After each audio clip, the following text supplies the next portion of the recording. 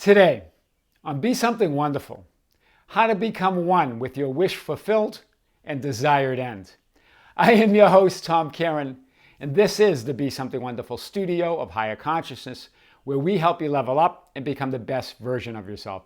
Creators, welcome back. I heard from one of you that said, Tom, I've always had this big fear of failure. And now that fear is bigger than ever. That I've discovered the law of attraction and the law of assumption and the ability to create my own reality. Now it's really magnified, this fear of failure, this fear that I won't be able to manifest my desires. And I was wondering if you could talk about this. Well, today, guys, we're going to talk about this and more. Here's what I want to say. This fear, the fear of failure is the fear of missing your mark. Right? Remember in metaphysically that the definition of sin is to miss your mark, is to not identify with your highest ideal, not to imagine your wish fulfilled and know that it's already yours.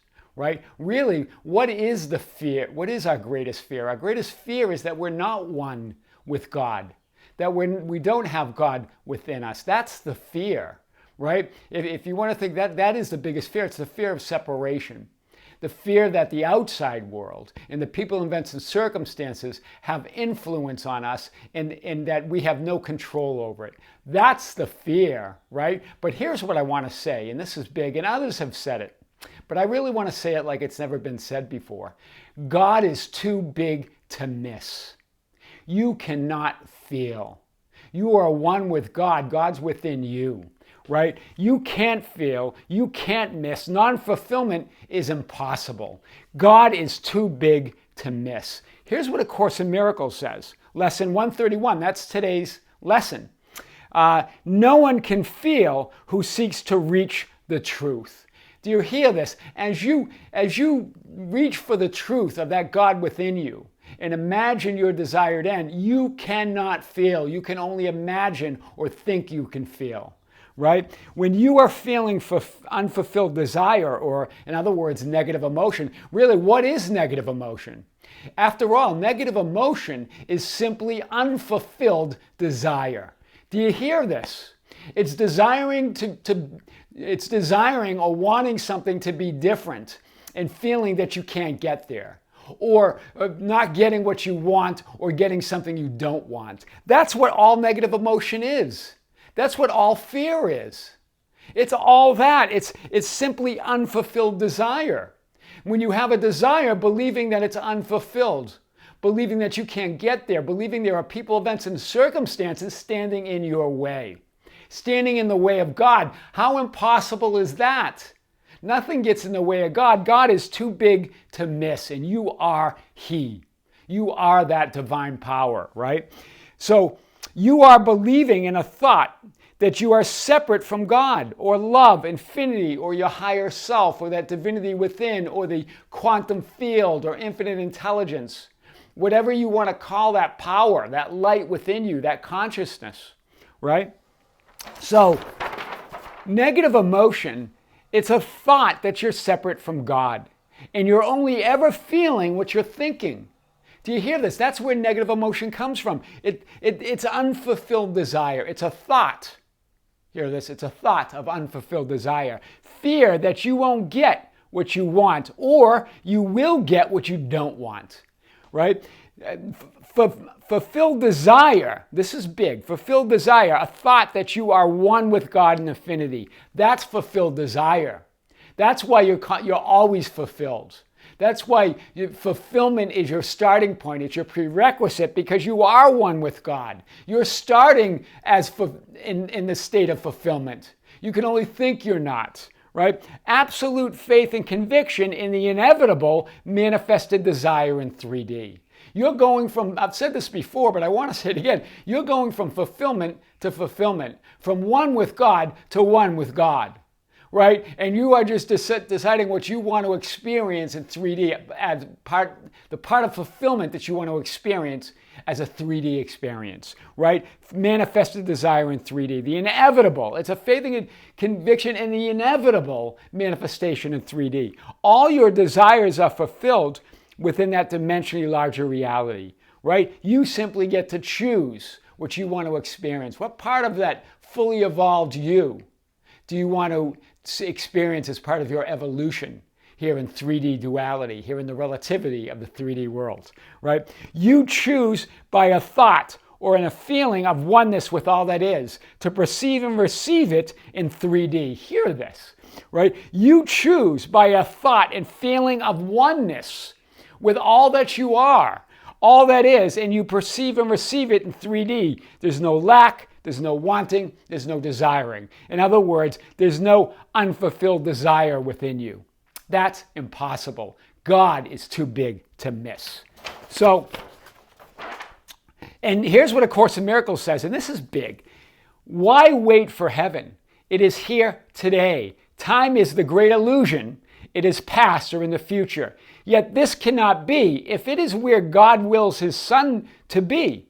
How could the will of God be in the past and yet to happen? What he wills is now without a past and wholly futureless. Wow! The will of God is that you know that I am awareness in you. That you know that heaven, the kingdom of heaven is within you. That's the will of God, right? But God wills for you what you will for you as well. So if you choose something else, God lines up with you. God loves you no matter what. But listen to this. It's not in the past. It's futureless. It's now. You can't wait. There's no waiting for your desires. There's no waiting for fulfillment. There's no waiting for heaven, right? Fulfillment is God, is love, and it has no opposite, right? So it's changeless and timeless. So this is what A Course in Miracles says. You, right? You as God's Son, believing in the fear of failure, thus denies himself and contradicts what has no opposite. Hear this. You believing in failure, having this fear of failure, you contradict what has no opposite, right? He denies himself and contradicts what has no opposite. Love has no opposite. God has no opposite. Fulfillment has no opposite. There is no unfulfillment. It's an impossibility, right? God is too big to miss. So the Lost Gospel of Thomas, it's that powerful teachings of Jesus, right? These are believed to be words directly from the mouth of Jesus to the people around him, right? And so the Lost Gospel, and they were lost in the 4th century biblical edits. They were edited out of the Bible. They didn't make the final cut. And here's why. Why? Because Jesus talked directly about the metaphysical meaning of Scripture, about that one consciousness, that one light. He talked about oneness with God. He talked about the manifestation secrets. And I'm leaving a link below to another video where I unpacked other verses or other sayings. But today I want to take on what Jesus, in other words, Jesus describes the direct link you have with Source or with God. That each of us is filled with the same higher power of Jesus. This is why failure is impossible, right? Where does fear come? The original fear is the fear of God, the fear of the Lord or the law, meaning the fear that we can't be, do, or have whatever we want. The fear that the power that created the universe, that creates worlds, that created everything is somehow outside of us and that we have to fear it. We have to be in awe of it, right, when it's within us. This is what Jesus revealed.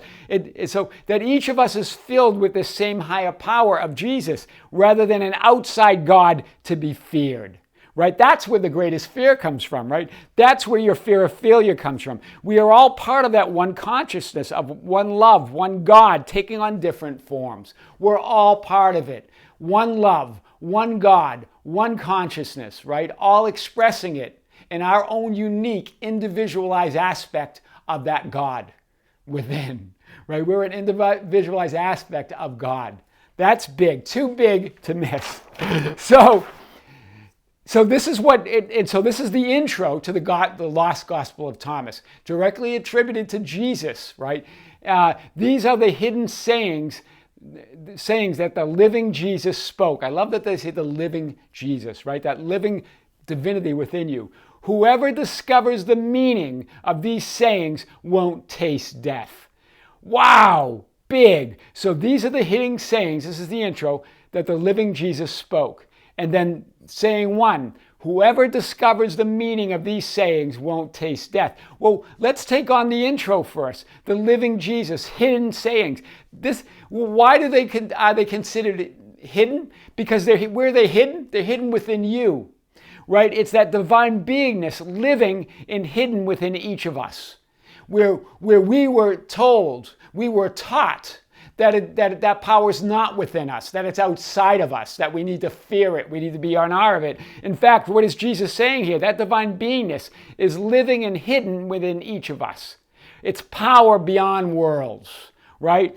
Beyond, and whoever discovers the meaning of these sayings won't taste death. What does that mean? It's beyond time and space. It's beyond death. Right, or what we consider physical death. It's eternal. It's beyond the world of form. It's the awakening of that divine peace within you, right? And here's saying 2, whoever seeks shouldn't stop until they find. Right? Whoever seeks shouldn't stop until they find. To seek and find is to be more open to that to what's already within you. Seeking equals finding. That's what Jesus was saying here. Knock and the door shall be opened for you. Seek and you shall find. You can't miss it. It's within you. To seek it is to find it, meaning it's to be open to that divinity within you, right? And so when you fear failure, you're really just playing hide and seek with that God within you. Right? Hear this. You're saying it's hidden, and now I need to find it and search for it. You're playing hide and seek with the God within you, with your power. And that's what we do a lot of times in 3D when we get down, when we get doubtful, when we get into the weeds, and we start to not believe it. We're playing hide and seek where it's a sure thing. It's already within you, right?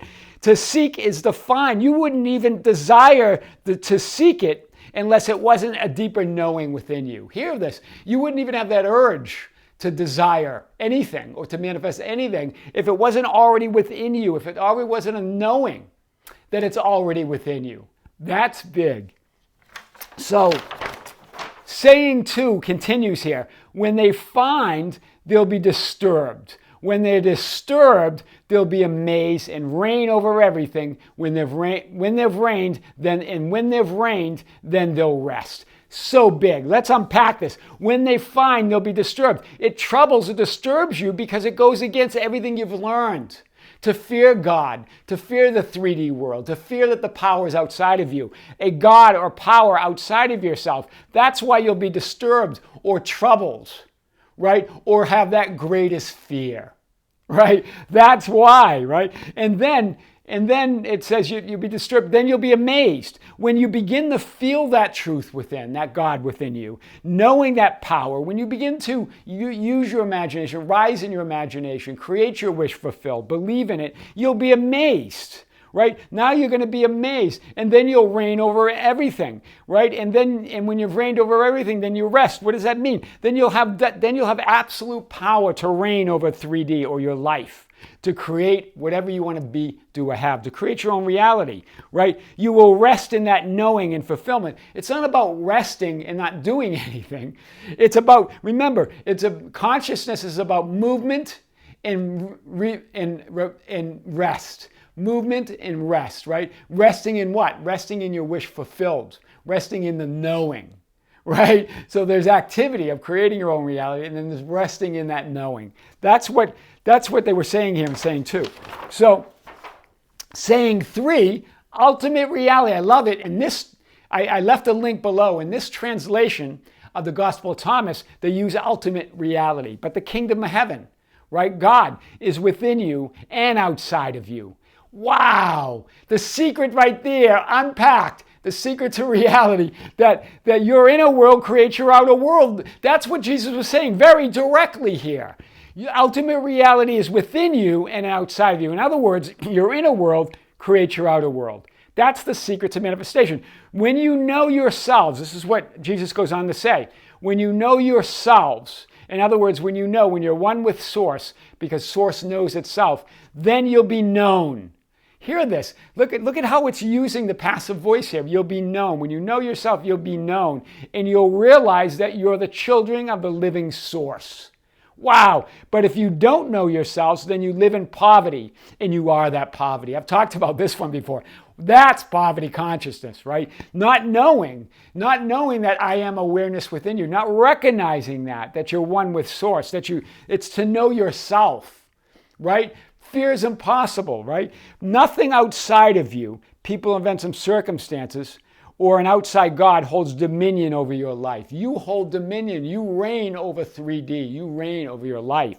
That's the secret. That's why they edited them out. That's why it didn't get into the final version of Scripture or the Bible, right? That's why, because it would reveal that the power is within you, that God's not outside of you, right? That you must, there's nothing to fear, right? You are one with God consciousness that moves through everything. You're one with that light that moves through everything. Wow. Wow, wow, wow. So, saying 27, if you don't fast from the world, you won't find ultimate reality. How much more clear can that be? If you don't fast, in other words, if you don't turn from unwanted realities, if you don't remove your light, remove your attention from unwanted realities, you won't find ultimate reality. You won't find that fulfillment within. That your desire is fulfilled, that everything's within you. Fulfilled desire within. Turn away from what you don't want and go within your imagination and create what you do want. Fulfilled desire. We spend so much time resisting and pushing against things we don't want, focusing our light on the unwanted, while at the same time wanting something different and wondering why we can't move to what we want. We stand in that contradiction of being God and not being God. But you don't have to. You just need to know that God's too big to miss. It's within you. You are that, right? If you don't make the Sabbath, I love this. If you don't make the Sabbath into the Sabbath, hear this. If you don't make the Sabbath into the Sabbath, you won't see source. They use source here in this translation. Living in the end. In other words, if you don't live in the end of your wish fulfilled. But I love how it says Sabbath into the Sabbath. Sabbath is the consciousness of wish fulfilled, right? Rest in the conviction of fulfillment. Recognition of that Christ consciousness in all things. The perpetual Sabbath. That's what it's saying. It's talking about perpetually living, resting in fulfillment. It's not talking about not desiring anything else and moving to fulfillment. It means you are fulfilled, right? And it's living in that perpetual fulfillment. That's so big. So, saying 50, if they say to you, where do you come from? Say to them, we came from the light or consciousness, the place where light or source came into being by itself, established itself, and appeared in their image. Wow. Hear this. Where did you come from? Say to them, we came from the light. What is light? Light is consciousness. Jesus gives the secret to all of it here. The place where light came into being by itself. Source, first cause, right? First cause of consciousness, God, first cause, right? In the beginning, God. That's what we're talking about. Established itself and appeared in their image or became manifest, right? If they ask you, is it you? Then say, we are the children and we're chosen by our living source. This is big. We're chosen. You choose what you want to be, do, or have. I love this. They say that we are the children. In other words, we're part of that consciousness. Right? We are one with that consciousness. We're one with the Creator, but we're also the created. Right? We're the conceiver and the conception. We're one with the conceiver. We're one with it. We're chosen by the living source. If they ask you, what's the sign of source in you? Then say movement and rest. Right? Movement and rest. In other words, activity and awareness. Right? Rest means just you're resting in that awareness of being. Resting in that intelligence of who you are. Consciousness lives in us as activity and awareness. That's big. That's what it means by perpetual Sabbath, right? Perpetually being in that I am awareness, right? It's both activity and rest, right? We are chosen by the living source. How to become one with your wish fulfilled and desire end? That's how. I am your host, Tom Karen, and this is the Be Something Wonderful studio of higher consciousness, where we help you level up and become the best version of yourself. Don't forget to subscribe, hit the notification button, like and share our videos. That's how we get our message out. You can follow us on Facebook at Be Something Wonderful. You can join our group at the Be Something Wonderful Ambassadors on Facebook. You can follow us on Instagram and Twitter at Tom Karen. And you can also visit our website anytime at tomkaren.com or besomethingwonderful.com. With great love, light, this is Tom. See you soon.